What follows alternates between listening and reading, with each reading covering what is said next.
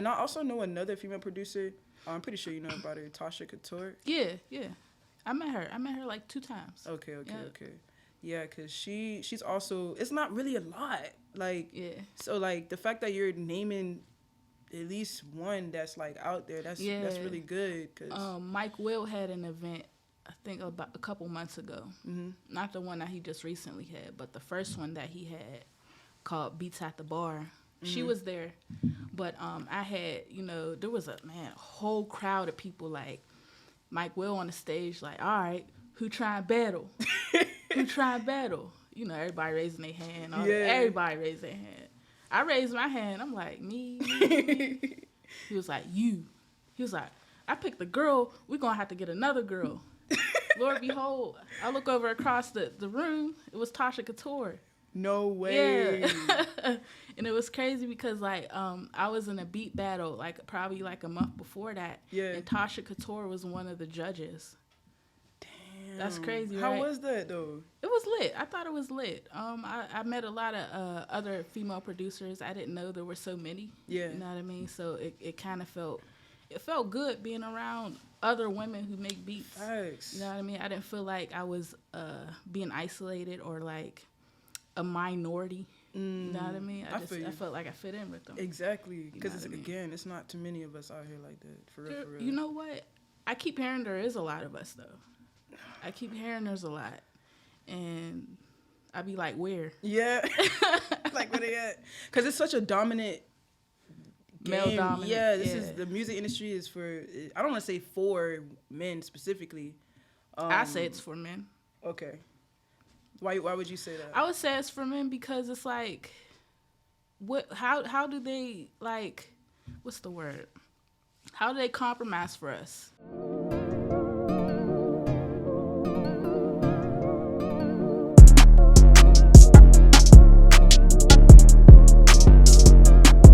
What's up, y'all? It's OSG here with another podcast episode. We got Cobannah. We just want to go ahead and chop it up with people and let them know more about you. And you can just start off by saying, like, where you from, All right, bet. I'm Cobannah. I'm from Pittsburgh, PA. I just recently, I wouldn't call it recent no more. It's been a year. I've been in Atlanta for a year and some change. I came down here to follow my dreams. No, that's what's up, yo. And what made you want to come out to Atlanta, like, out of all the places? Because Atlanta is a good place to make music, but you have other places too. There are other places, but I felt like if I went to Atlanta, it would be closer to home because my other option was LA. Oh, okay. And that's across the country. That's true. You know what I mean? That is true. I know a lot about the music scene down here just from, like, the music on the radio. Mm-hmm. And I have actual friends that moved down here and then, like, this is just the place to be, honestly. No, fact. You're right. You're so right about that. And even being a female music producer, like, how is that? Like, being a female music producer, I'm not gonna lie, it's like, it's awesome. I ain't gonna lie, it's awesome. There's more good than bad. Being underestimated off rip. Yes. You know what I mean? Like, they be like, oh, you make R&B beats? Oh, what kind of beats you make? Like, like, I don't make trap, or I don't make hip hop, or I can't make beats for real. They be like, oh, well, is you hard? I'm like, sometimes I just go along with it. Like, I don't know. Yeah. I don't know, bro. Follow on Instagram. No, but for real. And that's like the easiest way to really market yourself. How do you market yourself? What are the steps that you take to market your name? You know what? I didn't really see the value in marketing myself until I moved down here and decided to pursue this music for real. You know what I mean? Like, I didn't see it being a purpose of making content and reaching out to other producers, reaching out to artists. I didn't see it, being relevant, honestly. Yeah, but now that I'm really doing this, I see the importance. You know what I mean? It's definitely, for one, got me more followers, and a lot more people are reaching out to me. You know, like, who is this person? Like, making these reels, doing this, doing that, saying crazy stuff. You know what I mean? Facts. Like, people hit me up every day wanting to know, like, let's collab, let's do this, let's do that. You know what I mean? So it's definitely important. No, that's facts, yo. And just, like, hearing your beats and then, like, actually talking to you, you seem very humble. Like, it's like you already know to be that way in a sense, because it's important that you are like that with your talent, because some people, they just be thinking, oh yeah, I know how to do this, and they arrogant and stuff with it, but it's good to know that you're actually humble about it. I'm super, super humble, especially when I'm in the studio in a male-dominated industry. You know, like, because I'm a woman, I'm automatically, like, submissive to seeing a lot of men. You know, I let them take over. But once I get on the sticks, they be like, wow, that's crazy. Like, I was not expecting this. You know what I mean? So and I'm pretty sure that's a good feeling. Yeah, it is. Every time. Oh, God. Every time. So how is that, like, when you first started making your beats and everything, and you were like, yo, I'm locked in, like, I'm gonna go out and venture and go to these studios, how was it like just making beats in front of other people? You know what, honestly, it took me, I've been making beats for over 10 years. And it's literally taken me to move here to be comfortable enough to even make a beat in front of somebody.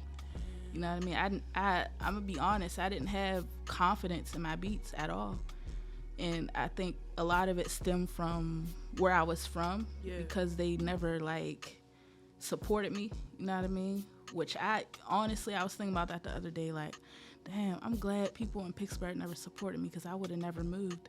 Damn. I would have been comfortable. I would have been happy if everybody supported me. I would have never moved. Yeah. So I'm like, all right, I could thank my city for that. You know what I mean? It can't be all hate, you know what I mean? Facts. Being the fact that you are a female producer in Atlanta, up and coming, do you feel like it's also important to collaborate with other female producers and not just men? Man, that's very important, but it's like pulling teeth. I'm telling you, like, I'm not even trying to speak bad about nobody. I'm gonna fuck with you off rip just because you're a woman making beats. You know what I mean? Yeah. Have I reached out to the female producers that I've heard of down here. There's one that I did work with.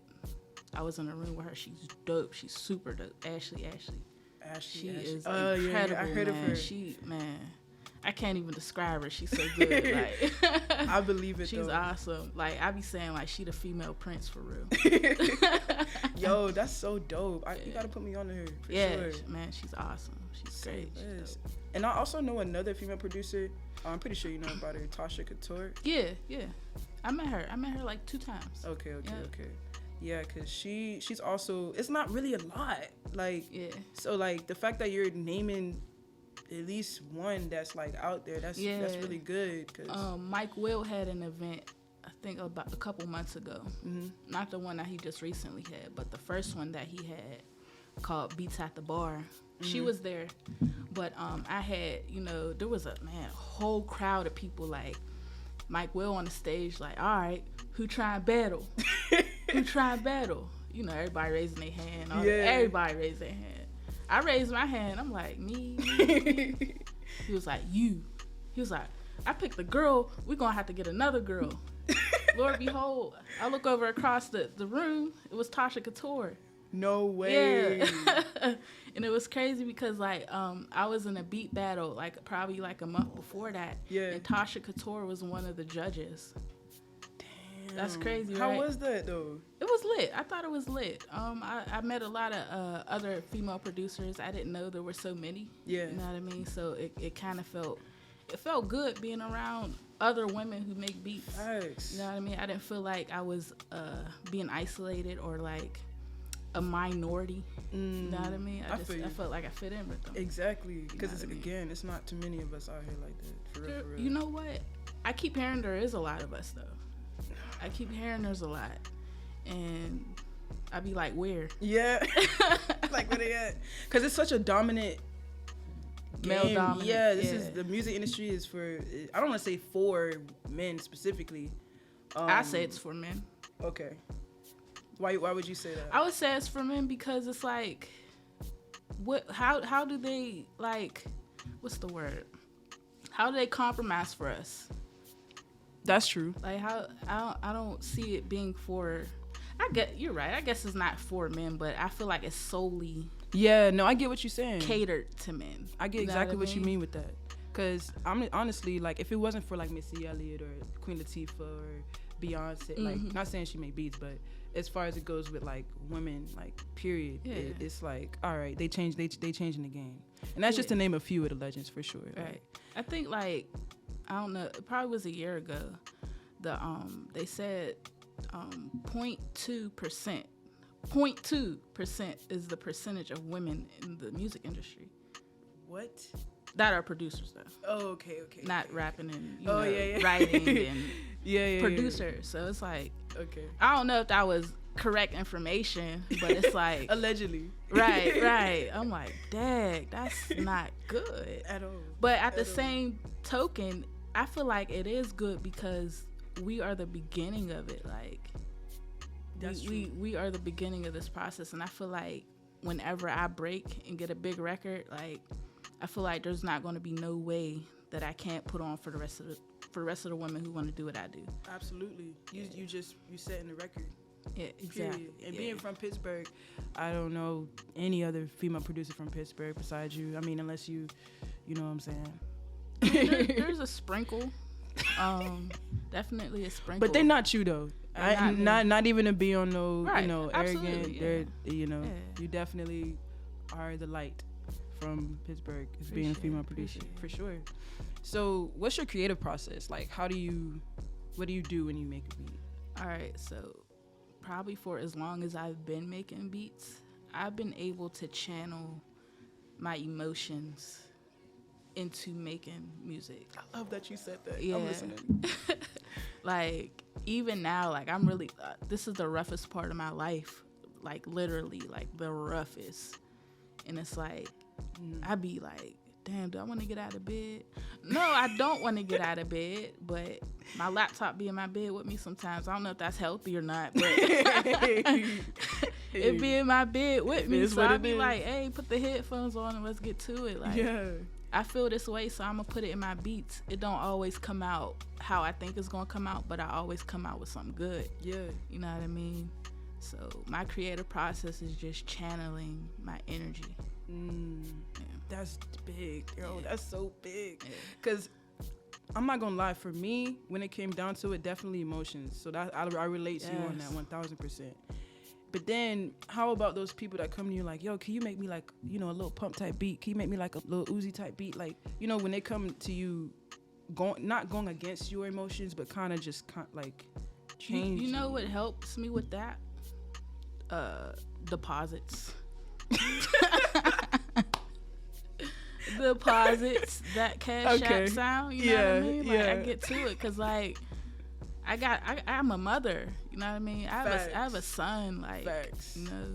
I still gotta make the back end. At the end of the day. And then at the end of the day, really, like, it's a business. I'm a business. Cobannah is a business. Period. So if I can't channel my emotions how I want it to, that Cash App sound's gonna make me do it. I got you. And that's the best way to go about doing that, because I'm pretty sure you make beats that you like and you feel like, yo, people should get on them, and not having to like, but it's not a bad thing, because again, it's always good to have those deposits. Right. That's very important. So are you a drum maker or a loop maker? Man, that's a hard question. I go crazy on both. I can't even. Can I drink to that? Yeah, you gotta drink to that one for sure, because honestly, that's amazing though. I mean, most producers not most. It's low key a 50-50. Yeah. Honestly, because I know some people are like, yo, I don't really like being a drum maker and stuff like that. So you must make beats every day. I do. Okay. I do. And even the days I don't make beats, I'll network, I'll make loops, I'll sit in studio sessions. Yeah. You know what I mean? Like, I do something to elevate my mind musically every day. I didn't come out here to be cute. I didn't come out here to just be chilling. So Yeah, facts. I gotta make every day count. That's real. And like, when you caught yourself doing that, like, are you the type that's like, damn, bro, I'm so like, what the fuck is wrong with me? Like, Doing what? Because some people they get distracted. Oh yeah, like when I'm not doing anything musically. Yeah. Man, that's a good question, because like I'll say 98% of my life is geared toward making music right now. Yeah, you know what I mean? Like, I'm really focused on this. I have tunnel vision. But when I'm not doing that, I'm gonna be honest. I just feel like I failed for the day. Like, that's not a good thing. It's really not. But the success, like, you're disciplined, so that's good. That's actually really good. You know what I'm saying? Because some people can't even do that. They kind of just let that shit just take over them, and they don't get back up again. You know what I'm saying? And I felt like I've done that enough. You know what I mean? Like, I've been distracted enough. I've been off track enough. Yeah. So, like, for me to, like, want to pursue this, I have to be on point every day. Facts, yo. And you are, like, just seeing you always posting, you are, yo. Man, I be posting it, like, listen, I be posting sometimes with tears in my eyes, like, all right. I don't feel good today, but listen, y'all gonna get these beats. No, facts. Oh God. Yeah. And then that's the best way to be when being a producer. Yeah. You gotta be your own hype man. You gotta get out of that, because you got haters out there that's wishing for you to fail. So do you mix your beats? All right, here's when I mix my beats. Actually, my bad. I'm gonna say what I do when I make beats. I do a very, very fast mix, and or use a template that I've already created, so I really don't have to be mixing for real. Yeah. But do I mix my beats? I'd say yes. Are they the cleanest, craziest mix? No, because I've gotten placements off of beats being halfway mixed and shit. You know what I mean? Yeah. I just fix the level so it's not beating too much or doing too much or distorted. You know what I mean? Yeah. That's about it. I'm not gonna say I don't see the importance of mixing, because people's gonna chop my head off for that. Already. It's either either doing too much or you doing too little. It's not.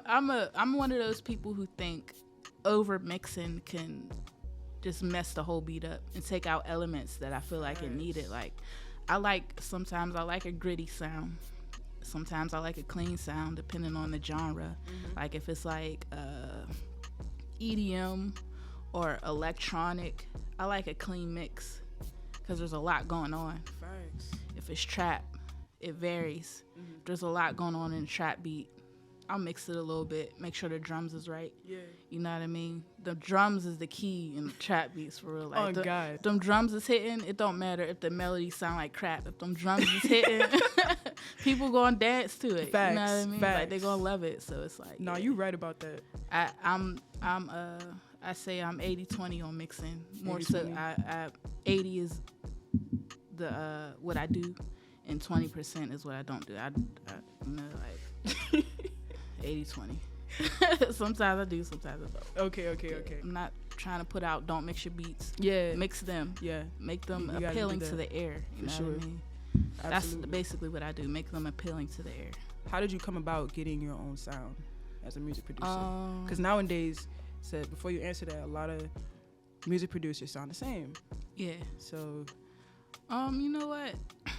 My sound, like, at first I didn't even think I had a sound, like, but like when I got into other studios and past the aux situations, I'm like, my shit don't sound like theirs. You know what I mean? And I feel like it's important as a producer to have your own sound, because when I was in these past the aux situations, in my head, I'm like, damn, I need to make beats like him. I need to make beats like him. But it's like, everybody sound different, and that artist needs those different elements. You know what I mean? Facts. So it's like, be you. Have your own sound.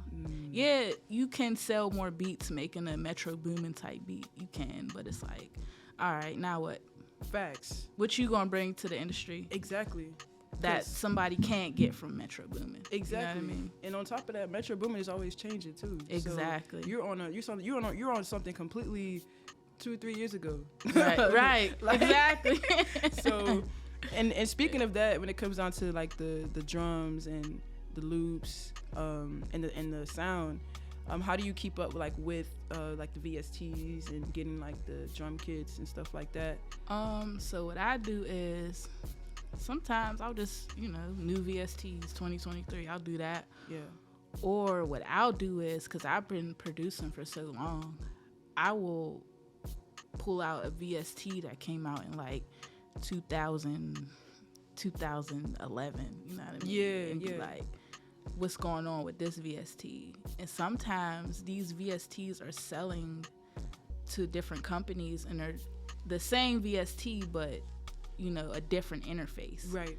So I'll crate dig with VSTs, you know what I mean? I'll go back, and then sometimes I'll just like, I don't know what it's called, but like when you're on Facebook or Instagram, if you look at certain things will pop up on your feed because you've been looking at them. That's true. I found a lot of VSTs like that, you know what I mean? They'll just pop up like, okay, let me grab it. So, you know, I always try to stay up on my VSTs because I know that's going to create a different sound. True. You know what I mean? That is true. And it's like, I don't know if you checked out my page, but I do give out a lot of sauce on what VSTs I use. You do. You really do. Yeah. And the thing about that too is, do you feel like a lot of music producers now are not like using the best VSTs that they could be using? Is that why you bring out the sauce? Honestly, I bring out the sauce after I'm done with it. Okay. You know what I mean? So it's like, all right, I've been using Falcon for like 8 months. Let me put that out there. I got you. Let them use that. But like, I feel like, you know, use whatever is good for you. You know, you can have the shittiest VST ever, but if you know how to manipulate sound, you know how to change stuff, you know how to like make it not sound how it first sounded when you press the button, you're good. Fire. You know what I mean? I feel like, honestly, I'm not gonna say you don't need a VST, but it's like I can have one VST and be alright. Yeah, facts. Yeah. Cause some people, I'm not gonna lie, I was one of them people where I'm like, oh my God, I gotta get Atmosphere, I gotta get Nexus. You know what I'm saying? Like, just to be that super producer. Right. But then when you go look at these interviews and see how they, you know, break down they beats and stuff, like, you know, when they're like, oh, how did you make this beat? And they'll put out their laptop and stuff. Oh, I just used like two or three things. I'm like, bro, are you serious? Right. Like, and it's not even a VST, it'll be like samples. And speaking of samples, like, how do you like using samples when it comes down to making beats? I've just recently, I'm not gonna say just recently because my whole career I've been sampling, but I'm more open to it now. I wasn't at first. Dang, why? Because I don't know. I think a lot of us are misconstrued about like clearances and stuff like that, and what it means to actually clear a sample and whose responsibility it is to do it. True. Stuff like that. So a lot of that stuff was in my head, but now like that I'm like halfway in the industry, like I kind of know what's going on. You know what I mean? So it's like, yeah, I'm finna sample more. Nah, I feel you. We was talking a little bit earlier about signing like to a deal. What would make you want to sign with that deal if they're offering you a really good deal, like to you? What would that look like? First, would it be beneficial for my career? You know what I mean? Like, that's the first thing I look for. Like, are they going to get me to where I want to be? Can I get them in a better place as well? You know what I mean? Facts. It's not just what could you offer me? You know what I mean? Yeah, absolutely. I can offer y'all something too. You know, I want to be comfortable around people. You know what I mean? I want to actually like you. Yeah. Like, I want to like. You know, I want to be safe around people. I want to be around people who could teach me. Absolutely. You know what I mean? I don't want to sign with nobody who I feel like everybody can teach you something, period. But it's like, facts. I can't be around you and not learn nothing. Like, that's not what I want to do. On God. I feel you on that heavy. Because I don't believe there's such thing as wasting time. Like, I feel like, you know, everything happens for a reason. You know what I'm saying? You use FL Studio, right? I do use FL Studio. Why do you use FL Studio? Before I answer that, I'm going to say my first DAW I ever used was Ableton Live. And then I used... God bless you. For real. And then I went on to use Reason. Okay. And then Reason was just like... It was too much. Like... I seen all these wires and I'm like, bruh, like, just to make one beat, you doing too much. And then it's like, at some point, Reason, they didn't give you the capability of loading VSTs in there. Really? That's a recent thing. Probably like 6-7 years ago they just did that. It may be even a shorter period of time than that. But yeah. So I went on a reason, right? And I'm like, nah, this ain't it, because my beats are sounding even more butt. Like, so all right. I hopped on FL. I think it was FL5. Damn. Yeah. FL5. FL5 with the, like, I can only imagine what that looked like. there was so many things you couldn't do. FL5 looked like if I can draw that on a piece of paper. Like, that's how that looked. But yeah, FL5. Since I've been in FL5, I'm on FL21 now. So I've been on FL21. Yeah, FL21. It's good. It could be great. It could be great. But then again, like, why is my shit doing the little circle? Why is it buffering? And I only click the snare. Hey, listen, talk about it. It ain't just my computer too. I've worked on several other producers' computers, and it does the same thing. It's like, all right, fix the bug, and you could be perfect. We're gonna have to add FL for this for sure. Yeah. It's great though. It's awesome. Yeah, like, absolutely. Yeah. Have you ever tried Logic? No, only because I'm not necessarily a Mac user. Okay. I have used every DAW though. You know what I mean? Okay. I'm able to navigate in it, but you're gonna get my best work out of FL. Got you. Yeah. Got you. Cause I got my cousins and them. They be in music, and you know, God bless them. Cousin Jody. Listen, not everybody is gonna. Cousin Jody use Logic.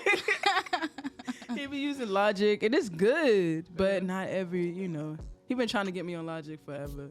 Like, it's good to record, in my opinion, but making beats too, like other producers, like they're doing, it's great. But I feel you on the FL. Yeah. So for the Mac, you said you're not really a Mac user. What type of computer do you use? I'm PC based, but Okay. I do feel like it's very important for every producer to learn the Mac DAW. Okay. Not the Mac DAW, but the Mac computer, my bad. Yeah, because that is... Because the last battle I did, they had the, not the last battle, but the one before that, but they had... The one I met you at? No, there was one before that. Oh, okay. But they had the computer set up, and they was Macs, and I'm like... I'm glad I was just, at the studio operating on the Mac, because if I wasn't open to using other Macs and cooking up with other producers who had Macs, I'd have been stuck. Yo, I can only imagine. I'd have been stuck. Because Mac is not, it's not really that easy to... It's supposed to be user friendly. It's not. It's really not. Because I used it for it's been 5 years since I've had Mac. But yeah, it took me a minute to really catch on to all the things and have to use two fingers and if I had to put a VST on the Mac, I'd be stuck. Yes, it's so complicated. Yes, I would be stuck. Yes, it is so complicated. Yeah, for no reason at this point. I'm gonna get it though. I'm gonna train myself just to get it, just to Name me your top 10 favorite music producers. Top 10. All right, bet. This is in no order, by the way. Okay. Quincy Jones. Ooh. Timbaland. Missy Elliott. I like Wonder Girl. Mike Will, he brought a very different dynamic to hip hop at a time where it needed it. Literally. Literally. It was needed at that time. Brian Michael Cox. He's responsible for a lot of the that name sounds so familiar. The 90s R&B. Southside. Okay. Yeah. Jermaine Dupri. All right. Of course, Zaytoven, because he brought the church to hip hop. No, for sure, he really did. I'm gonna say DJ Khaled, because he may not necessarily. I'm not 100% sure if he makes those beats. I don't think he does, but there is another aspect of producing that a lot of people ignore, and they fail to realize that it is producing. I feel like getting artists together and putting them on a track is an art. Like, not anybody can do that, you know what I mean? Facts. And he does that so perfectly every time. And he's made 2 albums to solidify it. I never looked at it like that. He know what formula. He's a scientist, man. He's a hip hop scientist. He does other genres as well, but I feel like he's a scientist and he puts things together.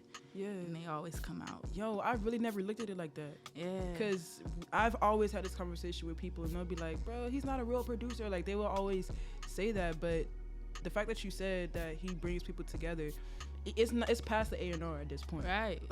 Like, you know what sound you're gonna come up with when you know, like, two, ingredients. Right. Coming it's together. Literally like, producing. Like, if you look up the definition for producing, he's doing just that. That's crazy. You know? Yo, shout out DJ Khaled. We're gonna play a drinking game. Okay. So this is going to be called Drink or Tell. Drink or tell. All right. So, well, drink or answer, however you want. Drink or answer. Yeah. Let's get it. We would. Quincy Jones or Timbaland? Oh, why you doing that? Why you doing that? You know what? Nah, that's illegal. She get my cut ready. I'm a pick. I'm actually pick. I'm gonna go with Quincy. Yeah. Wow. All right. Okay. That's decent. We're gonna go with that. We're gonna go with that. Missy You know what Elliott. he was responsible for? No. Man, you gotta look at that. Look that up. Quincy. Okay. Actually, he has made beats for Michael Jackson.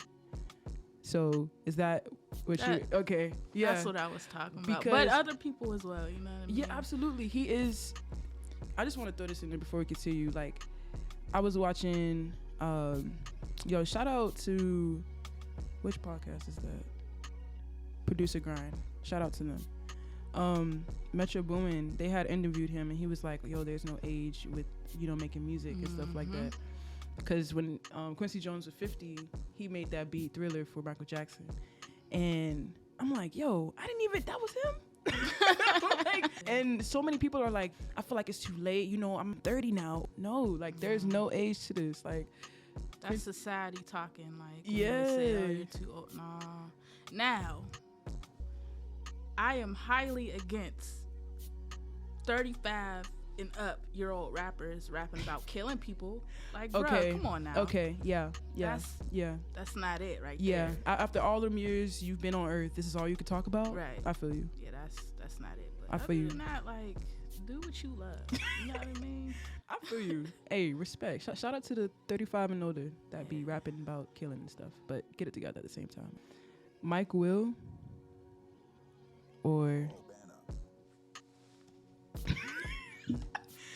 Mike Will or Zaytoven? All right, that's fair. I'll drink with you because that is a hard one. That's a hard one. It is. Although they are two totally different producers. Completely. But nah, I can't. Yeah, no. Not at all. Kanye West or Kanye West or Timbaland? I am a Kanye ratter. Like, through all his BS, through all his slavery was a choice. Yay. I defended this man. I feel like his way of thinking isn't like the regular pedestrian. It's not. And I see where, like, people be like, "Oh, he's crazy. He's this or he's that." Yeah. But some things I can't, you can't side with, and I'm not gonna do it publicly. Facts. And say I don't. But it's like the slavery was a choice thing. It was die or be a slave. True. It's a hard choice, but it's a choice. It is a choice. It is a choice. What I mean? There is truth in that statement, but I understand where people were like, "He's an asshole." Like, you know what I mean? Like, nah, facts. But nah, it's always gonna be Kanye for me. Okay, Kanye. I don't even know why he wasn't on my list. Nah, like, because it's so many talented people. Yeah. Like, I feel you 1000%. I think nobody can sample better than him. Not even Metro. Not even Metro. Okay. I like Justice League. Yeah, They Justice do a lot League. of Rick Ross's beats. Yes. That's they got the smooth shit. Like you could just chill and be happy. Like, I feel like that good would music. I feel like that with Nard and B too. Yeah, Like, man, there's sure. so many people. I can't even just sit on here and just name who's better than who because it's and like I honestly put you on the spot though, Yeah, you because did. 10 out of like 1,000, I like know. a trillion, like trust me, but yeah, Kanye West, he's very high on my list as far as producers, for sure. even rappers. Have you ever wanted to get on your beats? And if you have, Oh man, like, I'm a rapper. I got like what? 3 albums. Yeah. What? Well, excuse me. I thought I did as much homework as I thought I did. I don't post like me rapping a lot, but when I do, I post it. Like, Yeah, post a no. little clip. I'm You be like, who that? Me, bro. And it's my beat. You should definitely start promoting it more too, cause that's You know, fire. I don't want to be no rapper because rappers got a lot of responsibilities. That's like, true. You know what I mean? Like you could just like as a producer.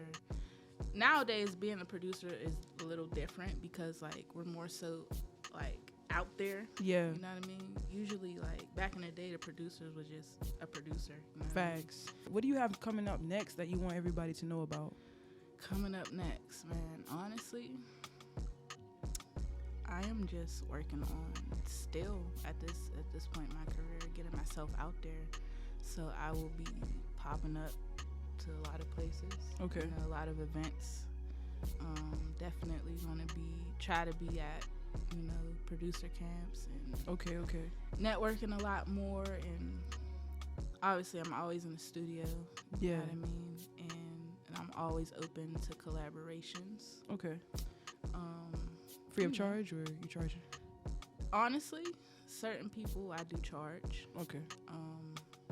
but I wouldn't sit there and charge somebody who I feel like, you know, can offer me more than I can offer them. So I do charge for collaborations sometimes. Okay. If I do have a relationship with you, I'ma always be real. I'ma always continue to build that relationship with you, and of course work with you for free. Yeah. Like, if I met you in person, I'm really adamant on if I met you in person, and I like your personality and vice versa, we're we click, we locked in. Facts. You know what I mean? So Facts. I'm not about to charge you. Yeah, That's nah. weird. I mean, it's not weird because at the end of the day, like I said, It is a before, business. I'm a business. Right. But at the same time, that's not my character.